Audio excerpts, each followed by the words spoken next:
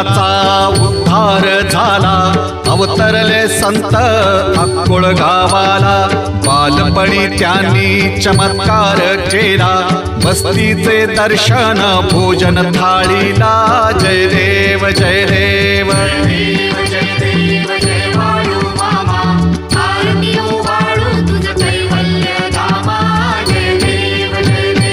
मेढ्या राखी ती उन्हातानात, मुक्या प्राण्यावर अपार प्रीत.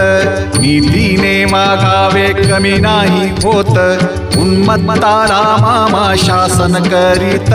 जय देव जय देव.